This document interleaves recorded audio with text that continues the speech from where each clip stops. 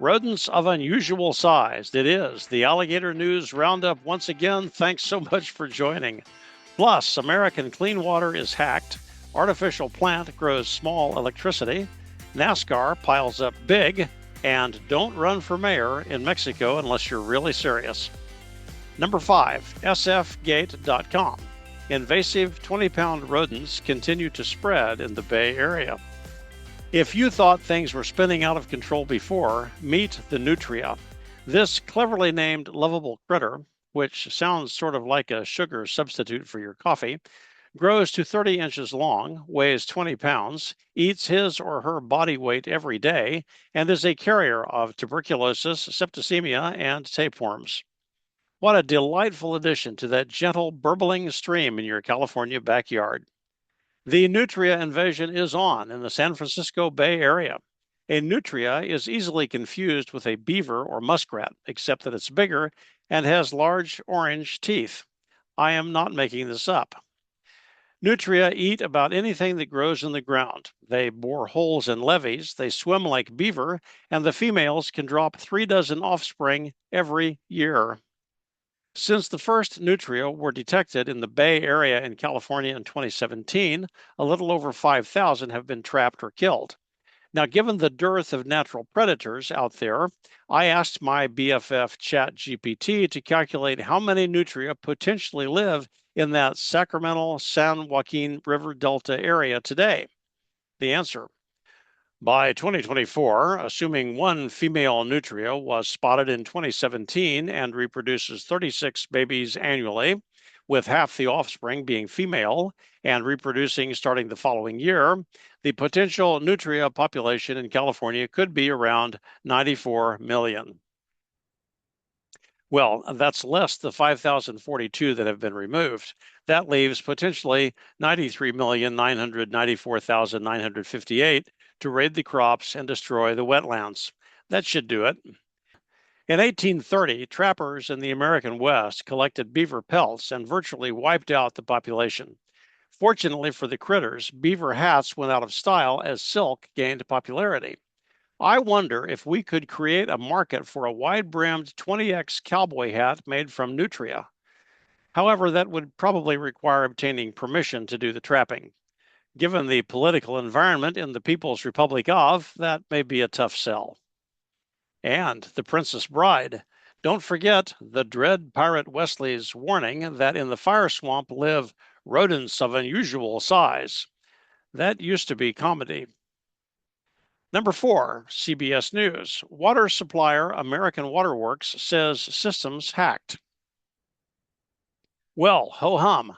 Another headline, another end of life as we know it cyber hacking event. This time it is American Water Works, reportedly the largest supplier of drinking water in the U.S. Headquartered in New Jersey, they supply water to 14 states, mostly in the east and southeast, but also including California and Hawaii.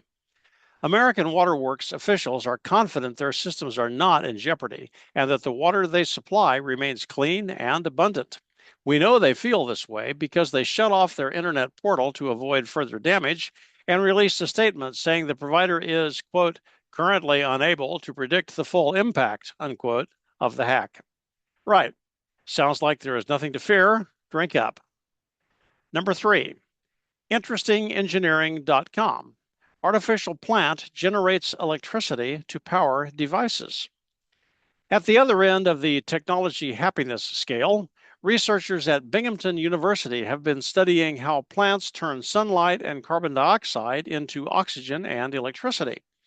Admittedly, the electricity a houseplant releases is less than minuscule, but there is a measurable amount generated by natural biological processes among plants. You may have heard about this in 7th grade science class. I am surprised and frankly a little disappointed you don't remember it. A pair of scientists have been able to duplicate the process of photosynthesis in the laboratory using solar cells, bacteria, and artificial leaves.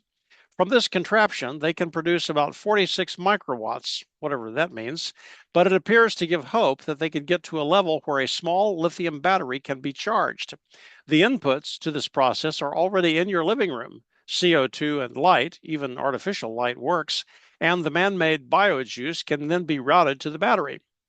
The output of this process is the ability to charge your cell phone. Now that would actually be fairly cool, especially if I didn't have to water the plant or talk to it. Number 2, jalopnik.com, 28-car wreck at Talladega makes history. When Brad Keselowski's car pushed Austin Cedric's Mustang very slightly on the backstretch at Talladega Sunday, it was just enough to turn Cedric's car sideways. That would not have been unusual. NASCAR routinely sees a dozen cars torn up in each race, but this time Cedric was leading the pack, and Keselowski was right behind him. When the Mustangs turned sideways on the straightaway, with every car in the race tightly packed in behind him, there was no place for the followers to go. Nearly every car in the race collided with one another and spun around at something like 200 miles per hour. The smoke from protesting tires was impressive. Many were able to regain control and finish the race. Ricky Stenhouse Jr. crossed the finish line ahead of Keselowski by 6 thousandths of a second. That spectacular wreck made great video footage. Number 1, gatewayhispanic.com. Mayor of Mexican City beheaded 6 days after taking office. I know, that headline is a little raw for the A&R, but just think how bad it was for the new mayor. When Alejandro Arcos took office as mayor of Chilpancingo in the state of Guerrero, southern Mexico, he immediately began publicly condemning the execution of a close political associate and his friend. The friend, one Francisco Tapia, had been shot point blank at the town hall. Arcos was a member of the Institutional Revolutionary Party, PRI. That does not sound like it would be a calm voice urging peace and quiet in Chilpancingo, but I'm not really up on Guerrero state politics, having never heard of the place before I saw this article. Apparently, however, some local constituents were listening to the new mayor's proclamations and took umbrage at his accusation that the murder of Francisco had been undeserved. Their response was particularly pointed. Alejandro Arcos's dead body was found inside a car parked in the middle of a street last Sunday morning. The body was minus the head, which was found sitting on the roof of the car, staring thoughtfully, or perhaps thoughtlessly, down the street. Perhaps it was considering whether the speech condemning the assassination of Francisco could have been worded with a little less passion. Arcos had held his new office for exactly 6 days. Probably not long enough for his widow, if any, to qualify for the pension. For those of you running for mayor of your local town, and you know who you are, take note. Politics is a noble aspiration, which some may take much more seriously than you might have thought.